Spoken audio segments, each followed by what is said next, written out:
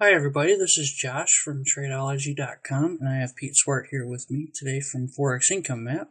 How are you, Pete? I'm fine, thanks. And yourself, Josh? I'm doing well, Pete. Thanks. That's great, man. I'm sure there's a lot of people out there, kind of wondering what you're all about and who you are. So we're gonna we're gonna ask you some questions today. What made you decide to become a trader?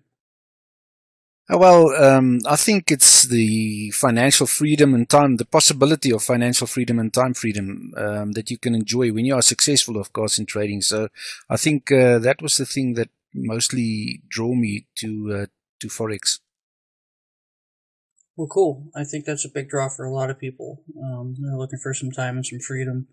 I know you have a lot of fans on Facebook and Twitter. What sort of emails do you get, and what kind of questions and comments? Yes, Josh, I'm not used to this kind of stuff. So, getting all these questions, and some of it is, it makes me feel very humble sometimes because just, some comments coming up there.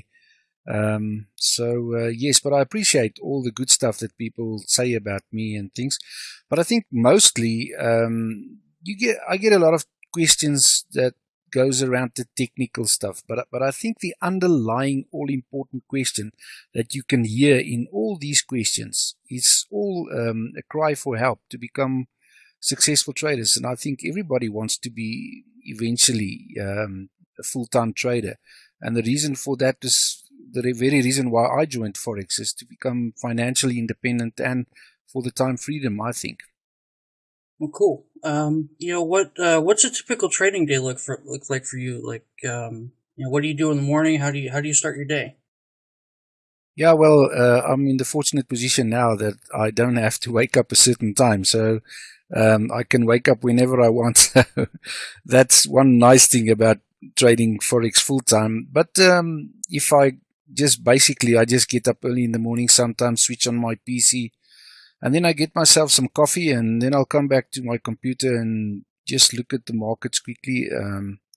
So to see if, which charts there might be setups on. And because I'm trading mostly on the 1 hour chart, so for instance, if I look at the seven o'clock, chart, then I'll just be there for about 10 minutes, check out if there's setups. If there's nothing, I'll come back in 8 o'clock, at 5 to 8, spend about 5 to 10 minutes there, just see if there's anything, or if I'm in a trade, then just manage my trade if I need to do that. But I make sure that I don't stay glued to my screen. Then I'll just go, leave my PC and do my other things that I love doing. Yeah, it seems like the less time you spend in front of your computer, the better you do sometimes, huh? Yes, for sure. Yeah, that's kind of an odd thing. Yeah. How would you describe yourself? What kind of person are you? I'm not that kind of person that like to talk about myself, but if I have to describe myself, I think I'm a bubbly, outgoing person who likes to care for my fellow human beings. Yes, so I think that would roughly describe me. Oh, cool. What is your favorite quote? I've got two favorite ones that I like to use. One of them usually, um, you know, people would criticize me for, but I've got a saying that says only dead fish goes with the stream. Um, so I'm always upstream, meaning that, I'm not usually with the masses. The masses is going this way, then I'll be going the other way. And then I've got another one that says, if it's to be, it's up to me. And this really served me well in life this far. I think that kind of mentality can really carry someone a long way. We definitely have to keep we have to keep pushing. We have to keep fighting for what we want, and yeah, that's you've definitely come a long way, and we're definitely happy to have you here with us. What's your dream car? Yeah, this is you've pressed the right nerve here. I really love cars. So, but currently I can tell you I have my eye on the new Land Rover Discovery 3.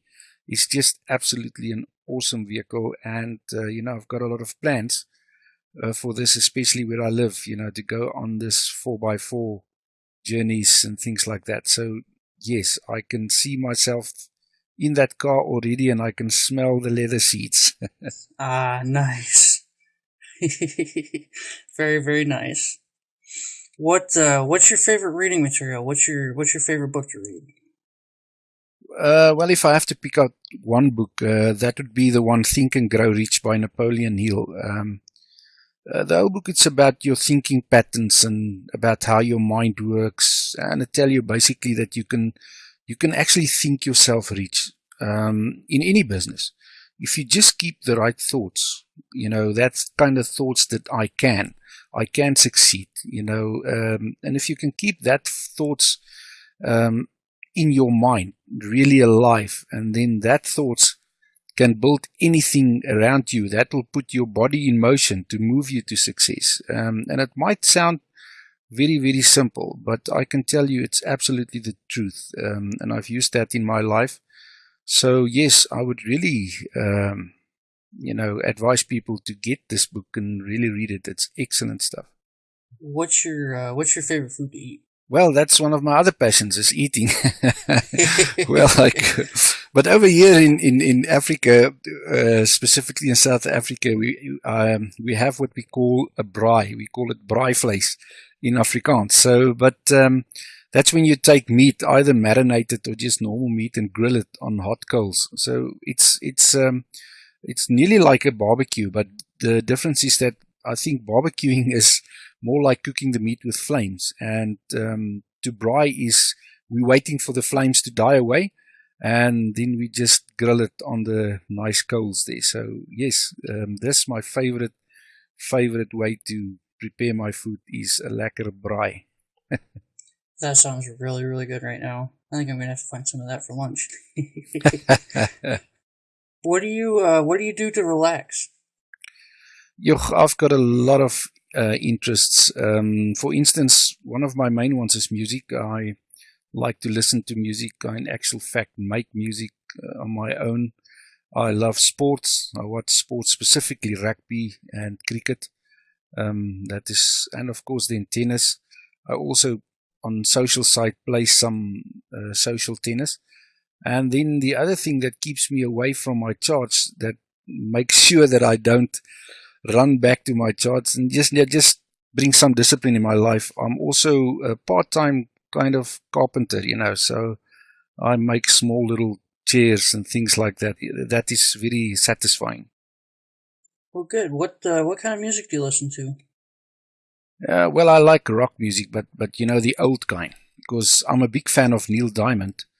And yes, if you look at the most recent musicians, I don't know if I'm busy cooling down or chilling down the older you get, but I love Katie Malua. And she's got that huge hit, 9 million bicycles in Beijing. So I really like her way of music. It's relaxing and absolutely great to listen to. Do you play any instruments by any chance? Yes, I'm fortunate to play guitar. I can play drums. I can play bass guitar. And then, of course, I also play the fool sometimes. What are some of your favorite movies and TV shows? Well, yeah, my favorite movie over and over, is Die Hard from Bruce Willis. I've seen all of them. I've seen Die Hard 1 about 5 times, Die Hard 2, Die Hard 3, and we had this joke. I think the first one is Die Hard, the second one is Die Very Hard, and then the third one is Die Very, Very, Very Hard. So you can keep, but I love that Die Hard. And then another movie that really inspired me was Braveheart from Mel Gibson. And as far as TV shows is concerned, I love to watch Survivor, especially Survivor America. And then, of course, Mr. Bean. I really enjoy Mr. Bean. It's a good relaxation. And but there's a DVD called The Secret. It's a kind of documentary that I think is a must to watch for everyone. So it teaches you a lot about life and about prosperity. So if I can give you good advice, try to get hold of it and look at it. You would never be sorry that you've seen it. Awesome.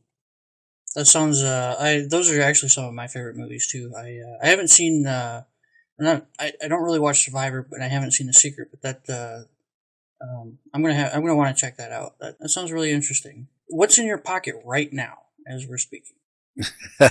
That's kind of a personal question, but yes, luckily no money. I rather keep my money in my trading account and in the bank. But let me just check. In my left pocket, I got a handkerchief. And in my right pocket, I have a memory stick. I always have my memory stick in my right pocket, which contains a lot of music usually. Because, like I say, one of my hobbies is making music. Um, Maybe someday I might share some of my music that I've already written with you. You never know. Well, that'd be great. We'd love to hear some of that. When where do you like to spend your holidays? I've got two favorite destinations. Usually, one is any big game parks in the bush, where you are close to nature. For instance, I've already visited Zambia and I've been in Zimbabwe. That's here in Africa. So I don't like hunting at all. I just don't like it.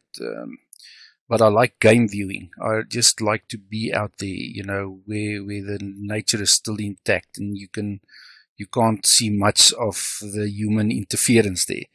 And another one of the most relaxing activities for me is to be just at a nice quiet place at a beautiful beach. Yeah, that is, I think, my two most important destinations.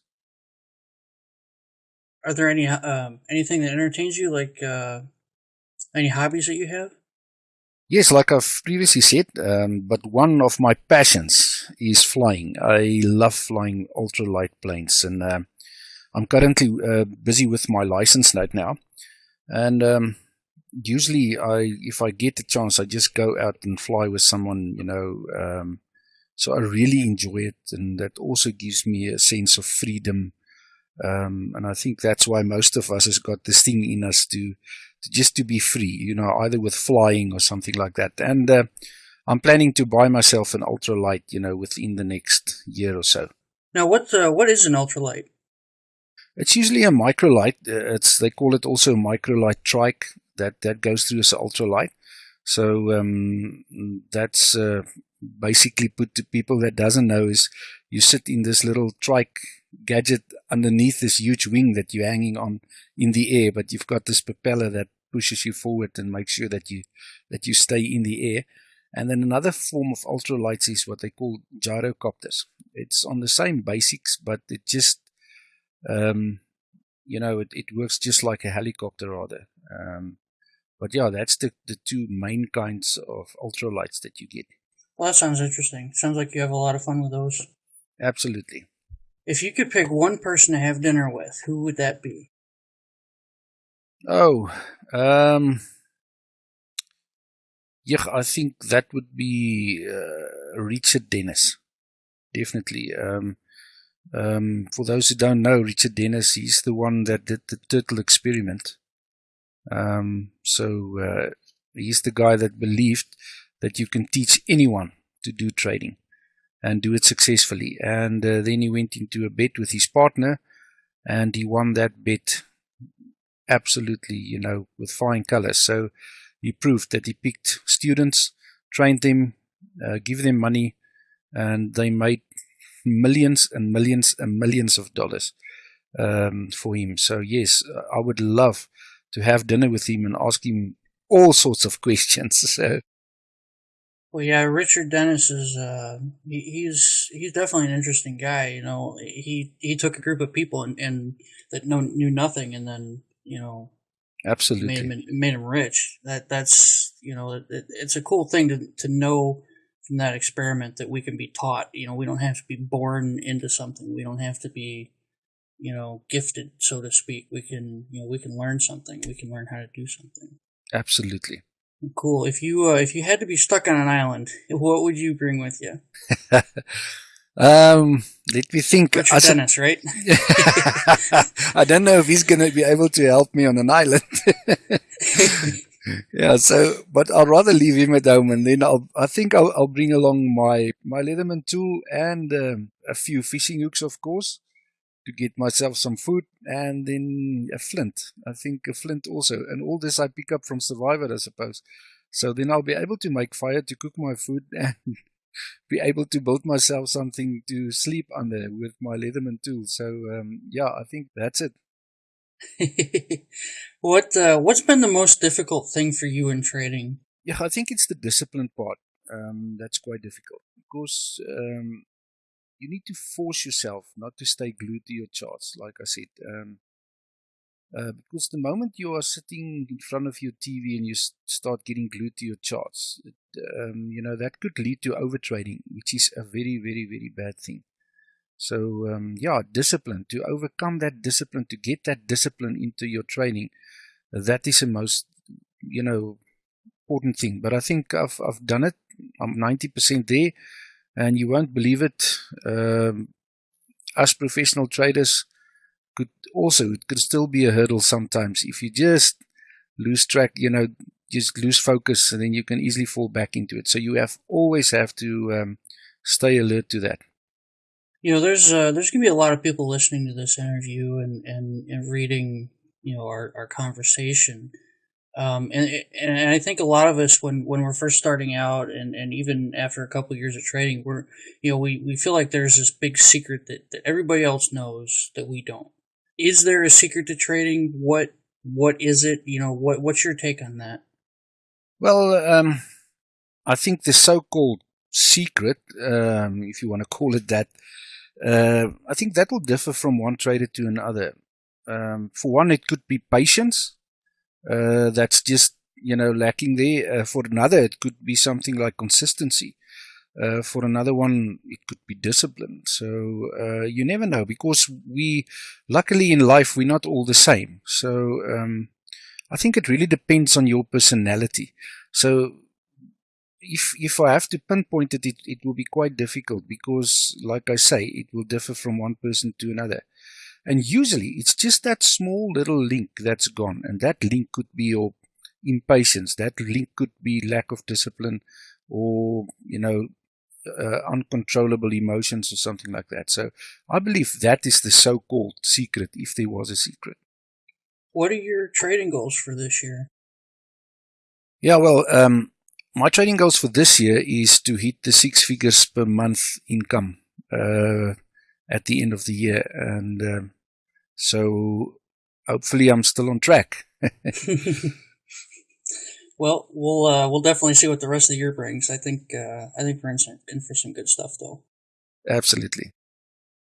What's your favorite trading website? I think that must be Trader's Secret Library, because you find a lot of good stuff there. Anything there, from systems to reports to webinars it's a beginner trader's dream to be able to be part of that. So yes, I think it must be Trader's Secret Library. I think that's probably one of my favorites too. I've been in there for quite a while, and there's so much in there. It should have its own, Library of Congress number. I mean, there's so much in there. So many people can benefit from that, and I know that a lot of people have. What do you think traders are almost fanatical about your system? Like, why do you think people are going so crazy over this? You know, I pick it up from the comments also. I think it's because of the simplicity. If I look at the comments that I get on the website and on Facebook, it's everybody is thanking me for bringing them back to the basics, bringing them back to showing them that you have to make it simple. So yes, I think it's the simplicity and the fact that it's a basic mechanical system. Yeah, I've heard over and over again that most high level professional traders that are making a lot of money are using very, very simple systems. Using very basic setups, and it's simple, easy to follow rules. Nothing. A lot of people think that they have to have all kinds of stuff on their charts, but that's not necessarily the case. Yes, I absolutely agree with you on that one. How often do setups happen for your system? Yeah, the markets. Price is got his own mind and way of doing things. Nobody can tell it what to do or predict what it's going to do. But it depends on the market, really. Some weeks you get way too many setups, and some weeks are quiet. That's why it's also important to be able to restrain yourself. Some people think that many or the more setups you get, the more profits you make, but that's a myth. Uh, in actual fact, you only really need about 6 to 8 good winning trades a month. And then, you can earn a very good income. I would definitely have to agree with that. I know for me, even when I first started trading, I thought I had to be in a trade all the time, and I learned that the less amount of trades that you're in every month, the less time you spend in front of your computer, the better you're going to do, and that's definitely something hard to get a hold of. No, for sure. There's a question that I've been meaning to ask you. How did you come up with your system? Um, yeah, you can say it was trial and error because I was looking for a system that could help to reduce the emotional side of trading to the minimum. So then I kept on experimenting to see if I can get to something. And I think at one point I realized that I need to have a mechanical system to be able to reduce the emotional side of it. And that's how I came up with this one. That's interesting. I think a lot of traders still, when they start out to try and create something of their own, they want to try and get the holy grail, the system that never loses. And it sounds like you started out with a different mindset. You wanted to reduce, your emotional involvement. You wanted something that you could trust, something that was going to be profitable, but not emotionally involved to the extent of, if you had a loss, then you'd hop to something else. So that's really interesting approach.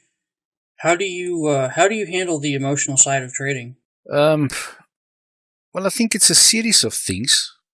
Number one, I accept my losses as normal business expenses because I see this as a business. And a normal business has expenses like salaries and electricity and whatever they use. So in Forex, we're fortunate not to have them, and some people think we don't have them, but I see it from the start as a business, and I see a loss as a business expense. So every time I make it, I lose a trade, then I just say, well, I've just paid Paul now. The next loss I will pay Susan. So that's how I see it. It's a normal business expense, and then I would look at my profits not over per trade or per day. I look at my profits over a monthly period, because that tends to, scramble your emotions when you look at every day. Oh my goodness, today I'm in a loss of $500. But forget it. I mean, tomorrow you make a win of, you make a profit of about $700. So then you're $200 in profit again. So don't look at it for today. Look at it at the period of a month, and that's how I do it. Well, that's really good advice. I think a lot of us, we could be up one day, down the next, up one day, and down the next, and that can really that kind of mentality can really mess with somebody, and it's not very conducive for long term goals. Which actually leads me to my next question: where would you like to be 5 years from now? Um, uh, um, Honestly, I would like to be able to only trade on nothing less than a daily time frame, and some people might frown upon that. The point is, um, I don't live for trading, and I've said that in the past. I trade for a living. That's what I do. So, and the reason why trading is so wonderful to me is because it gives me time to enjoy the things that I love. So, it's a vehicle to bring me to the things that I really want to do in life. So the more time I can have on hand and making the same kind of money, why not?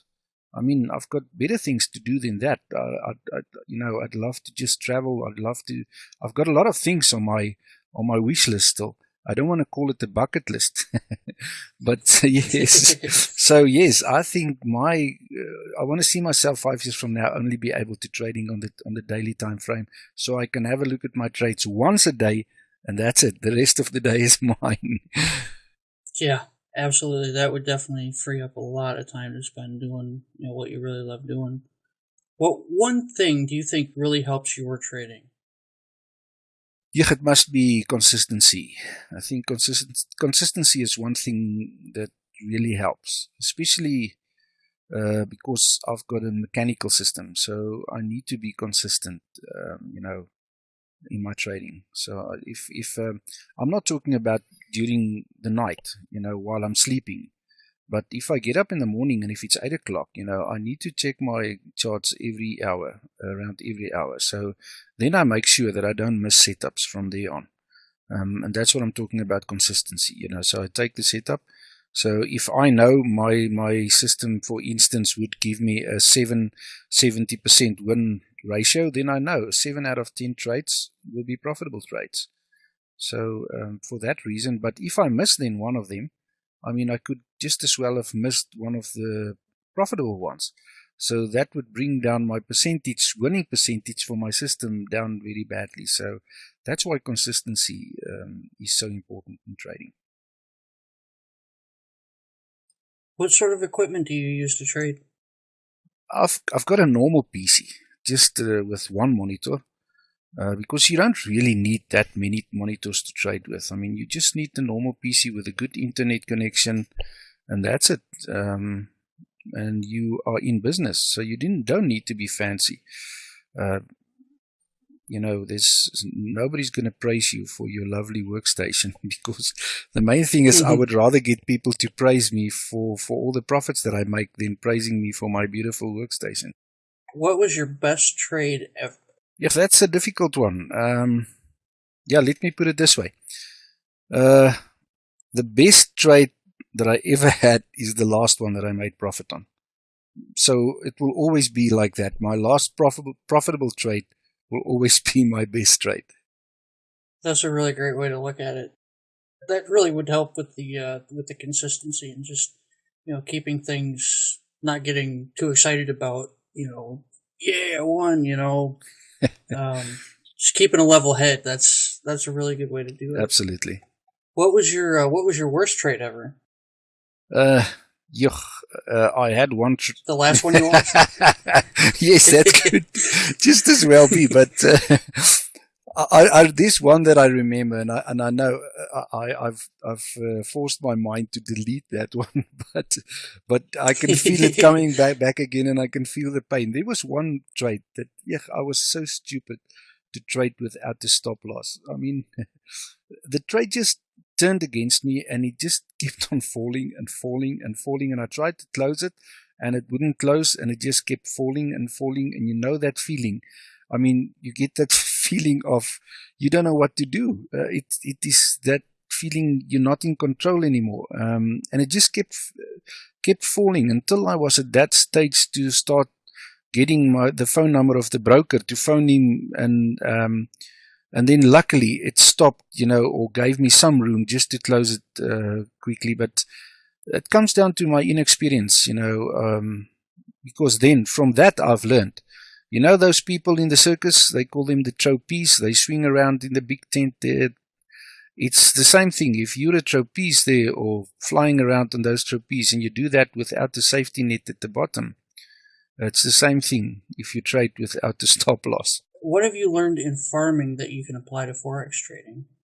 Well, I can say, if I look back at my farming career, then I think the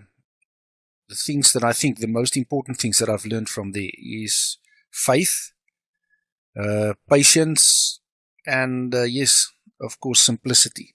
Because that's what you need on a farm. Everything must be done the simplest way possible. So it must make sense. So yes, if I learned something from farming, this is what I can bring into my Forex business. That's really cool. My grandfather always told me that, no matter what we do, we're going to learn something. Yep. new with everything that we do, and we can always carry that on to whatever we're doing next. Absolutely. So that's really cool. What do you think the biggest single mistake is that a lot of traders make? Yeah, I'm glad you asked that question because I think, from a personal point of view, I think it's not respecting trading for what it really is. Now, I mean, if I could, elaborate on that, is a lot of people is the moment they hear about forex, then they hear the stories about people that made $1 million here and $1 million there and overnight and that kind of stuff. So, and then they immediately go into a mindset of thinking, a gamble type of mindset. It's a get rich quick thing. It's a quick buck. It's a sideline quick thing. That kind of thing. So, and the moment you're in that mindset, then you're not respecting trading for what it really is. And what trading really is, it's in actual fact a trade. As far as I'm concerned, I'm so passionate about it that it's a trade that you have to learn. And in any trade, I mean, if you wanna learn the trade of being an electrician, I mean, I cannot just give you a book and say, listen, take this book and go and study it for 2 days, and then you can come back on the 3rd day and we're going to work on live wires, okay? And then you'll see what happens. I mean, it will be absolutely disastrous. So it's the same thing. It's a trade. In electrician in my country, there's a period that you have to have a certain amount of practical experience, and all your whole course is in a duration of about 3 years. And, so they make sure that you know everything about it and you know the safety aspects and everything. Because I always like to compare trading to electricity. Electricity is a powerful thing. Electricity can cook you a nice dinner. It can give you a lot of pleasure. It can give you lights at night. You can power up your hi-fi. You can listen music. But electricity, using it the wrong way or with inexperience, can kill you. And that is the same thing. Unfortunately, that's how it is.